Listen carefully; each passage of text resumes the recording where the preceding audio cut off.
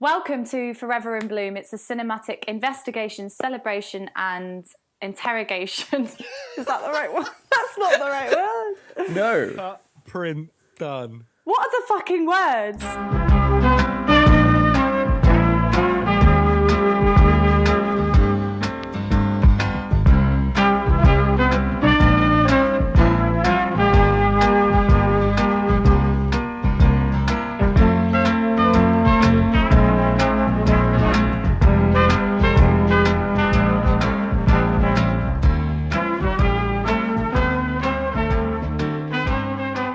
Welcome to Forever in Bloom. It's a cinematic exploration, investigation, and celebration of Jeff Goldblum and his career. That's it. I'm happy with it. This week we are doing Mr. Frost, our first film in the 90s. Yes. Doesn't feel like it, does it?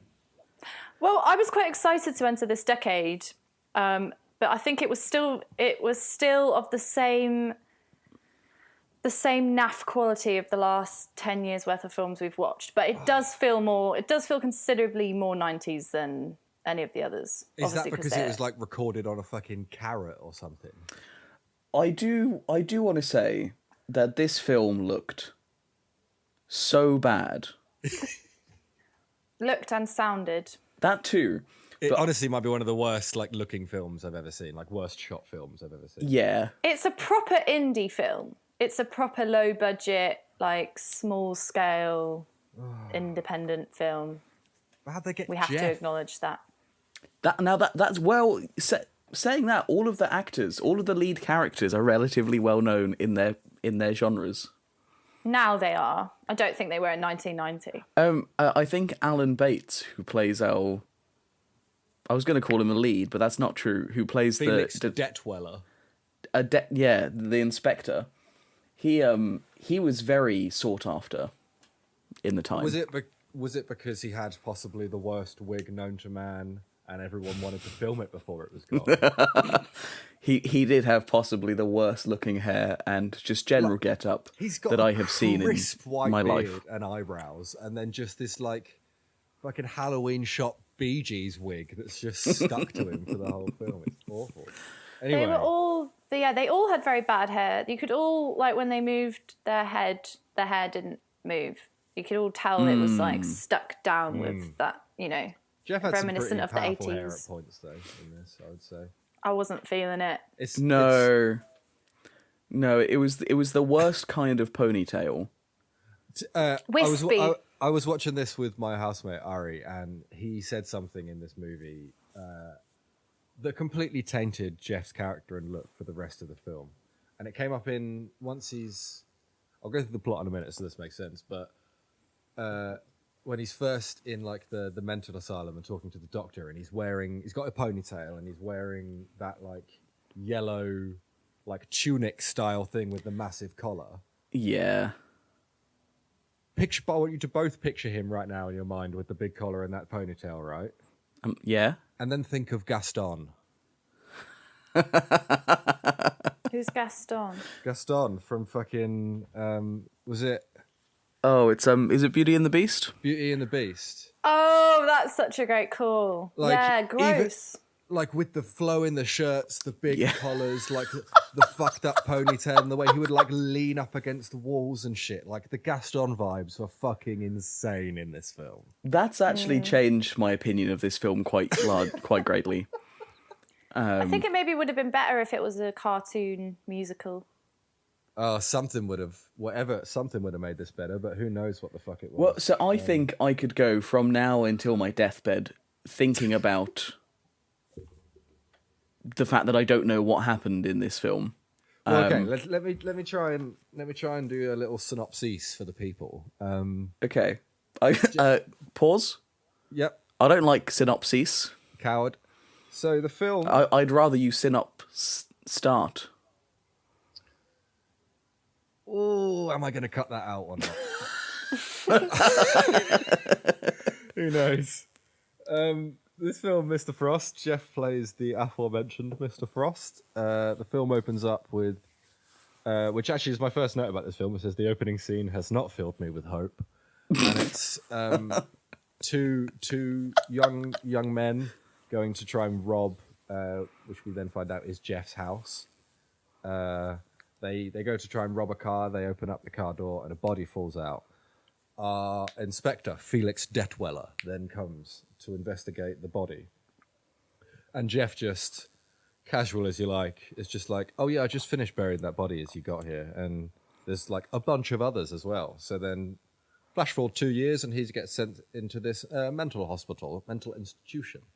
And he has not spoke a word for 2 years until he meets a doctor called Dr. Sarah Day, played by Kathy Baker, and decides to get into this weird head game where he's going to fuck with her until she murders him. I think that's it, right? That sounds about right to me. Cool. I would say so. It felt like they captured all of the very uninteresting moments of this potentially quite interesting story. That's the thing, right? Because after just saying that, that sounds like a really cool film. But somehow it's awful. Like, and the nature of it being low budget indie, I think an attempt at art house, I would say, a stab. I don't believe the budget's the problem, mate. I think it's everything else. The budget's never the problem. The budget's never the problem. I believe that. Yeah. But I think they tried to make. I think the fact it had a low budget, they tried to sort of lean into this more indie, like higher art kind of genre, and by having like several sequences that were perhaps they were trying to be slightly surreal, and some of the performances that weren't. I mean, it wasn't particularly naturalistic. It wasn't particularly like a thriller. It wasn't. I was kind of confused by the genre. It was trying to be a horror, wasn't it? I guess like horror thriller, because some of the reviews on IMDb are people being like, "This is one of the best, like subtly nuanced and well played horrors," and it's like we did not watch the same. Are they? Were you reading reviews on the right page? Yeah. Okay. I checked. I actually. Controversially had a terrible time with this film. Fuck. You made my heart go there. I was about to kick off if you said you enjoyed this. I was very slightly delighted by Jeff's performance in the early act, to be perfectly honest. I can fuck with that. And also, I have 7 notes for the first 20 minutes, and then 3 for the rest of the film. Do you minute your notes? No, I worked this out afterwards because I realised I had so few notes that I needed to work out when they came in. But my first note, which I do want to talk about for a moment, those 2 gentlemen who are trying to steal something from Jeff. Yeah. At the beginning. I don't know how well acquainted either of you are with the best-selling cult classic game Elder Scrolls 4 Oblivion. I've consumed it via third parties more than I have myself. But they talk like Oblivion NPCs, like entirely. Like pretty much completely. Is that because of like the 3-second gap between like everyone responding to Yeah, it's like someone says something and then it's like a beat where there should not be one. And then they like turn to the other one. And the exchange I have here is they've walked into Jeff's garage. And one of them says, "It smells like rats." That's just you. Like, that's how long the pause is. And, like, it's very, very awkward. And then the fact that immediately cuts after the body falls out to Jeff taking a really exaggerated sip from an espresso cup, I thought I was going to really enjoy this film at the beginning. There is... and I didn't. A moment when you don't really see much of Jeff's house in this, but you see his kitchen when the inspector first goes to talk to him and like confront him about the murders, which we later find out he's killed 24 people. But first of all, he has an unreal amount of pans in that kitchen around the walls. I didn't notice. Like, Jeff is quite a tall man, but those pans are unspeakably high. Like, no one could be able to reach them. Like, Jeff would need to be getting on a 4, 5, 6 foot step, not footstep ladder, but steps to a step ladder to be able to reach those. So set design, a poo-poo on them from me. I do want to just, again, right at the beginning of the film, when the inspector is talking to Jeff. So the inspector turns up at Jeff's place and is like, "Aren't you curious why I'm here to talk to you as a police officer?" And Jeff says, "Hold those horses, baked Alaska," without any break, without any break in the sentence. I missed that. And then shows him the baked Alaska and then tips it directly into the bin because he says he cares more about trophies. Yeah, it felt like some of the dialogue like that was an attempt at sort of being a bit hard-boiled, like kind of like a neo-noir crime drama. Yeah, but it's horse shit, isn't it? Like, It is. No, it is horse shit. like The dialogue so in this film bad. is some of the worst I've ever heard, I think. There's Or, a no, that's line not true. There's a line I've got from like an exchange between Jeff and Dr. Day, because she's the only one that he will have meetings with. So she's the one that tries to go through like his treatment essentially, and he's just trying to goad her and fuck with her until she kills him. And she asks him, "Do you remember that policeman that arrested you?" And his line back verbatim is, "Remember, policeman, I am memory."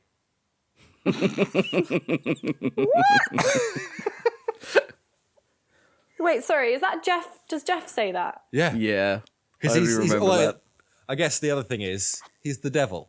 Oh yeah, so Jeff yeah. is Satan. Yeah. That was the bit I did like when they tried. There was several conversations between. I can't remember any of their names. I don't know who any of the fucking characters are. To be honest, You've got I don't Felix know who they are. Detweller. Felix Detweller is the Felix the bad, Bedwetter. the bad wig Bee Gees man. Jeff Goldblum's Mr. Frost. The Doctor is Sarah Day. Kathy Bates is the actress. Kathy Baker.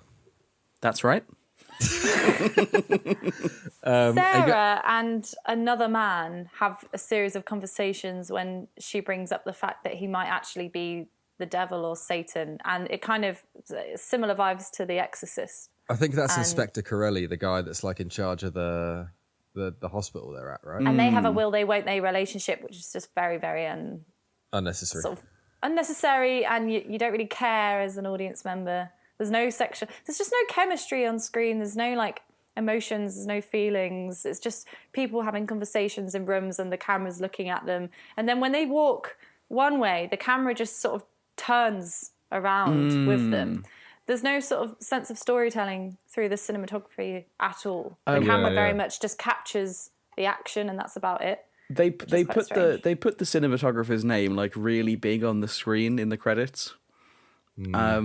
And let me say, he did a bad job. Such a bad job. Some of the camera movement in this is insane, mate. Just completely nonsensical. Also, for some of the confusion that happens in this film, we should point out, it's a French film. Oh yeah, I wanted to ask about this. Set in apparently Brighton. Oh yeah, so in the UK. Brighton. It's set in Brighton. In the UK. I didn't know it was Brighton. I knew it was in the UK. It's Brighton, Sure. but it's filmed in France. I was going to say, it didn't look like the UK at all. No, and also, I don't know if you noticed, but all of the cars also have French number plates. But it's... and the cast are British and French, and then American. the two leads, Jeff and Kathy Baker, are both American. Yeah. We've had this in a few films where it's just been this like confusing mix of like different like international sort of like contributing factors that just kind of make it very confusing and But this not very more so readable. than most, I think, like it's fucking nuts. There's also another, I guess, fairly relevant character. There's two other relevant characters. One is, I believe, what is the dude that runs the hospital, and Christopher, who is another patient that likes Jeff, and he kind of, I guess, possesses him to murder a bunch of priests. So Jeff talks about in this the fact that just by his influence he can like put chaos in people. Yeah. Also, whenever he does that, it does do a close-up zoom in on either his or someone else's eyes and shows an upside-down cross. Yeah. Which is really good. It's really, really good. One quick yeah. note I'd like to say about Christopher is that me and Ari, my housemate, started just referencing him as Siriman because he sounds like Siri. It's like the ADR is awful, like across the board in this movie, but with him in particular, it is so unbelievably bad that a lot of the times they change words that he's said. So there's a point where he says guns, but you see his mouth clearly say toys, and like the ADR is so bad it doesn't match his look at all. It's like they've got someone else's voice in to come and redo all of his lines, and he just sounds like Siri. It's so monotone and yeah. I thought it was probably, like, in my opinion, this was the worst sound we've had in a film in terms of ADR. The score specifically. as well, mate. There's one scene where there's two men in a room having a conversation. One of them is clearly, they've kept the audio from that environment they recorded in, and the other one is ADR. So one of them has an echo on his voice and the other one doesn't. Yes. But they're stood about a meter apart from each other. How insane is that? Yeah. And at one point they go into a room that they've like made it look like there's like eggshell kind of absorption, like acoustic absorption all over the walls, but then they both have like a large echo on their voice. The whole thing is just insane, awful. And actually, to think about more bad dialogue, I have another line from Jeff because he has some, like, I think he actually, for what he gets fed, which is a pile of dung, he does a fairly good job. Like he does a pretty good performance at some points in this, but they're just the words he's been given are awful. Like when talking about Christopher, he says he's attracted to me like a bee to honey. Bees make honey. They're attracted to flowers. They clearly couldn't afford a script supervisor. Oh. I feel like it was written, directed, and produced by one guy.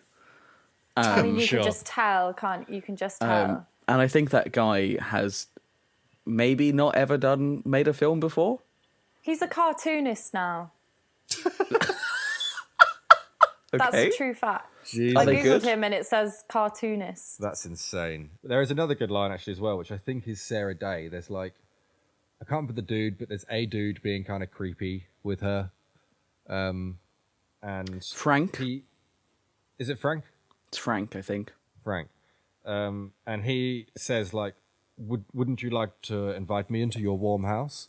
And with not even a beat. And she just goes, my house is not warm. That actually made me laugh. Yeah, but it was so I good. wasn't sure if that was supposed to be funny. I think it was supposed to be quite like serious. I think the thing that makes that better is that it's my house is not warm anyway, and then immediately cuts into the next sentence. Like, and it's like we were saying, there's always like big gaps in this dialogue. You know, there's always like 2-3 seconds between every line. But there's sometimes like the dessert line that Jeff had, and my house is not warm. They are just fucking immediate. They just like catch off the end of their sentence. And The weird thing about this though is like if you have like an auteur who's written, directed, and produced, like sometimes if they're a bit like amateur, that something about the consistency with it being one person's vision can somehow like make that a bit forgiving. Yeah. But the problem with this film is even the way that it's bad isn't consistent. Like there's so many like varying different issues within like across all departments. It's not like one thing being consistently like irritating or particularly rubbish. It's just, I don't know, it feels like loads of people just like attacked it and all got it slightly wrong. And I just felt very, very disattached from the story. I kept zoning out. I would watch it and I'd be like, okay, I'm going to focus. And then I'd blink and I'd be on Instagram. That's how, that was basically, it was just 2 hours of that. It's quite a challenge to get through. I'll give you that, man. It really is.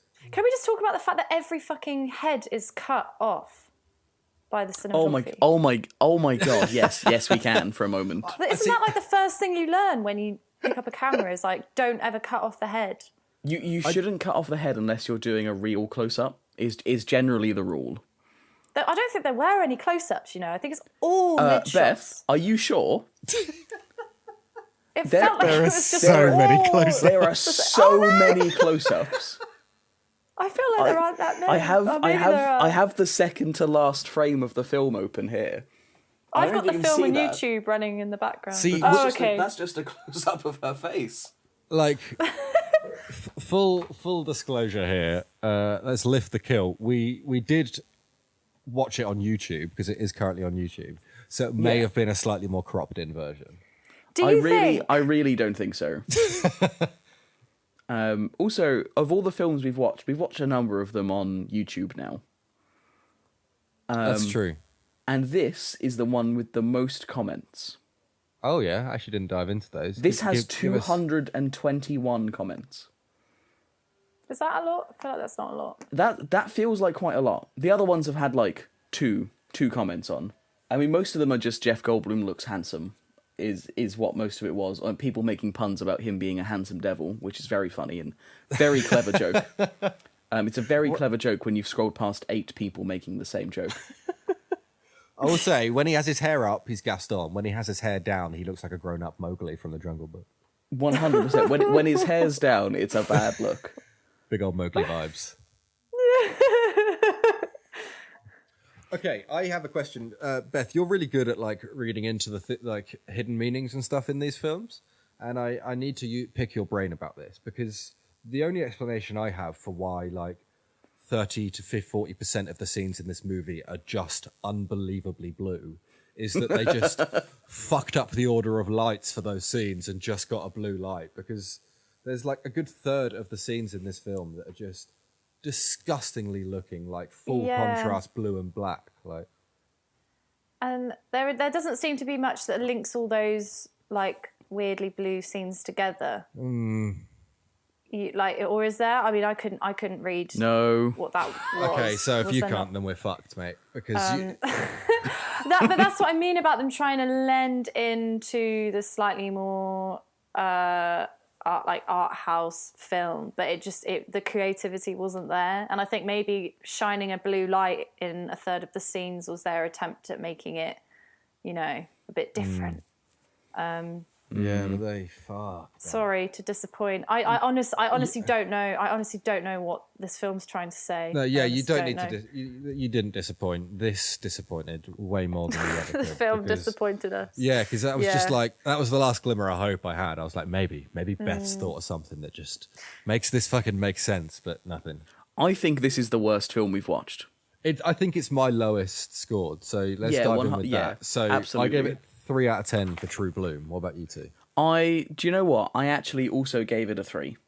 Nice. Because especially at the beginning, there was something about his performance that came through for me. And there were a couple of big ejections of voice and fist, which he does a lot. So He does indeed. I gave it a 2. I wasn't really feeling it. Yeah, this is definitely going to be my lowest scored film. This might be bottom. This might be a new low. This might be a new low. Because for full transparency, I gave this a 3 for True Bloom. I gave this a 0 for Craft. I also gave this a 0 for Craft. Because I think I it was gave it made a 1, horrendously. and I don't really know why. I gave it a 1, and I'm regretting giving it a 1. Well, you can I'm change tempted it. to give it a 0.5. And even then, I don't know what the 0.5 is for. You and your decimal places. Yeah. I'll give it a 0.5. Okay, we'll give it a 0.5. And I gave this a 1 for enjoyability. I didn't have the best time. Sorry, with just it. going back. I think the only the reason I gave it a 0.5 is I quite like some of the scenes that were outside, because I felt like, because it was so unreadable as to where it was, I was a little bit intrigued by the landscape. Because obviously you're saying it's supposed to be set in like the UK and like Brighton, but it was filmed in France. And I think I'm only thinking about 1 or 2 outdoors sequences where I quite liked the shots of the streets when you didn't know where the fuck they were in the world.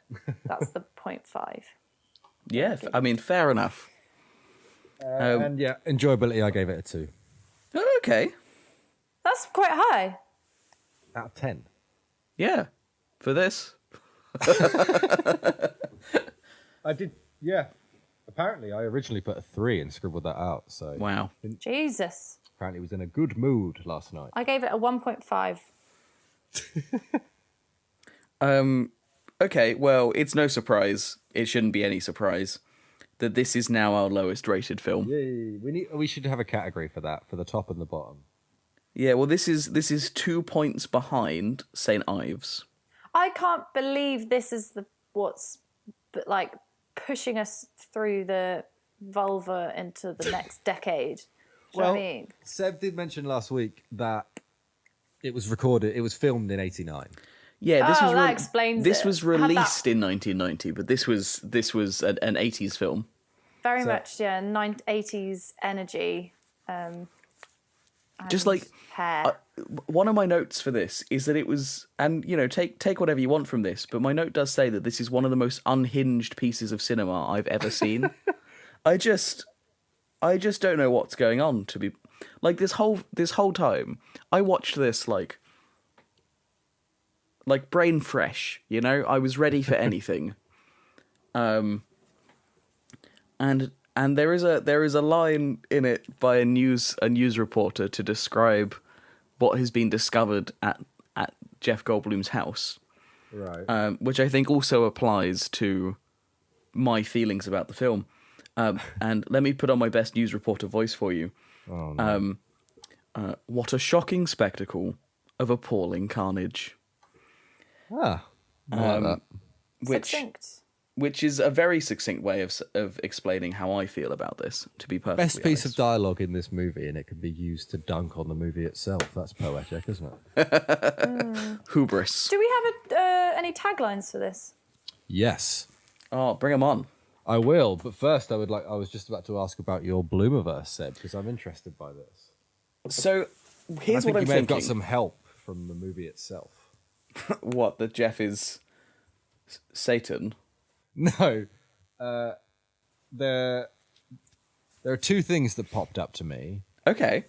One was the constant appearance of flies around Jeff. Oh, I was going to talk about this, yeah. But And okay, I'll leave that. And then Sarah Day, Dr. Sarah Day, pretty much comes up with her own Bloomiverse theory at this point, with a line of dialogue that says, "Just a washed-up actor looking for a way to be relevant, and no one cares." yeah, he gets, if I remember, he gets pretty angry about that as well. Yeah. So I wanted to bring up actually both of those things. Oh right. Fucking right. So we're on a similar wavelength, but I also have a Good. third thing to add, Right. which is that the point of him getting her to kill him Yeah. is so that she becomes him. Is that okay? That explains some of the dialogue at the end. Sure. Yeah, so the whole point is that he needs to get her, who's a psychiatrist, to become the devil to prove that humans are still chaotic. It makes no sense. No but sense. That's the motivation. Right. Okay. Like that's that's his motivation for the film. Yeah. And between that and him, so what I want to believe there is that Jeff in this incarnation is purely a vessel, the same way that when she kills him, she becomes the vessel for Yeah. for She finishes off Lucifer. his dialogue at the end, doesn't she? Yeah. So what I want to believe is that Jeff, in a previous role or maybe a future role, I'm yet to work the exact timeline out.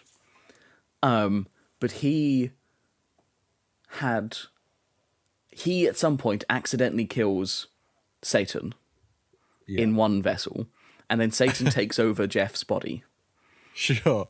and that's how And this he is ends the up being. aftermath. Yeah. But there's still a bit of that like muscle memory in there, which is why he's so obsessed with flies. Because he literally just plucks them out of the air. So, is that the link you're there? That maybe the creature that he was in The Fly when he died, during his next reincarnation of Jeff, the devil got involved. That's my thinking. I really do think that at one point Jeff like was just that. doing his own thing, I like that and a he lot. made the mistake of accidentally murdering the devil, which is how he then became the devil. Taglines! Get your taglines! We're going to do that. That was a bit more 1950s than 90s, but fair enough. You move around. So the three taglines we have are: he's strong, he's a mystery, he's going to hell. He hasn't spoken a word in 2 years. No one knows his identity. Officially, he doesn't exist, but 24 corpses do. Wow. Okay. Or, if the Lord moves in mysterious ways, then the devil moves in mysterious ways as well.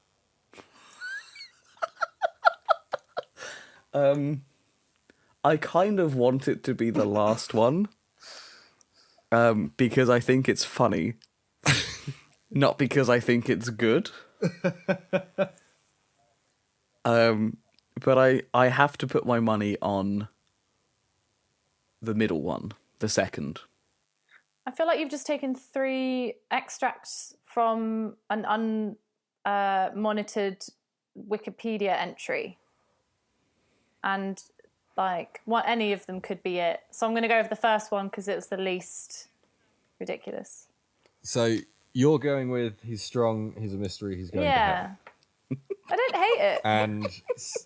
And Seb, you're going with he hasn't spoken a word in 2 years, no one knows his identity. Officially, he doesn't exist, but 24 corpses do. Yeah, it's so long that it has to be it. Beth is wrong, Classic. Unfortunately. Cool. Classic priv. And Seb is right. Yeah, Oh, it is well that done. one. Yeah. And the reason why I had to bow out of the screen after I read the third one is because that is my favourite line in this movie. It's And so good. It is what Felix Detweller says. And I think this just sums up everything about this movie's dialogue, that I actually laughed out loud when he said this, and me and Ari had to pause the film because we were like, the way the sentence starts off, there's so many ways you could finish that in such succinct and meaningful ways. Yeah. But he just says, if the Lord moves in mysterious ways, then the devil moves in mysterious ways as well. That's what I mean. No one's gone through this script and looked for any kind of lack of consistency, or no one's had any second opinion or any fresh eyes over the script. It feels like they just submitted the first version. It really does have strong first draft energy. Very much. Literally, I was about to say, this is in a world where he has never looked into, the director and writer has never looked into the process of writing a movie, and the fact that you do a first draft and there's rewrites and there's you send it around, you get feedback, you do more rewrites and all this sort of thing. Whereas he just thinks that it's I'm going through my first draft. And maybe as he was writing that line, he was like, I'll put moves as well, and I'll come back and I'll make that better later. And then got through and he's like, oh, it's finished. Let's make the movie. That line, that sentence is so perfectly captures first draft energy, because it's you've got a cliche in there, something that's recognized as people say that the Lord moves in mysterious ways. You could rework that to be original for your film. They chose not to. And then then the devil works. Okay, so they've got the intention of what they want to say. The devil also works in mysterious ways. Also, it's almost they put also, and they should have highlighted it as something that they would come back and edit.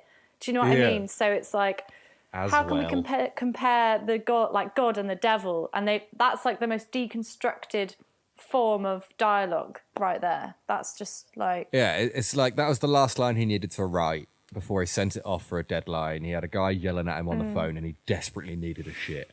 So he got halfway through the line and was like, well, if the Lord moves in mysterious ways, and then his brain and arsehole fell off the cliff and he was like, well, then the devil moves in mysterious ways as well. Send bye. I almost wish it was the same, but the Lord moves in mysterious ways, but the devil moves in mysteriouser ways. Ways. I wanted it to be much dumber than it was, because it was dumb in the boring way. I think you could recut this into a fucking jokes airplane style horror movie. Guys, this film really upset me, because when I read the synopsis and saw what it was going to be about, and that Jeff was playing a serial killer, and I was like, I'm fucking ready for this. And it really upset me. And as a word of warning to any of the people that listen to this episode, you may have heard some of the things we've said and described the film and thought, this doesn't actually sound as bad as they've rated it. Maybe I'll go and watch this. Don't. Like, just do not do that. And even if people are watching along, maybe give this one a quick hop. Absolutely. It's. I would even. Oh no! I was going to say I'd watch Silverado over this, but I don't know if that's true. I would. Silverado was like 3 is the hours, length of. dude. I'd watch it twice instead of watching this once. Nah, I couldn't do that. The soundtrack was also good in Silverado, and this one it was bad and yeah, sounded this was like it someone falling asleep on a cheap synth, wasn't it? Yeah, it was.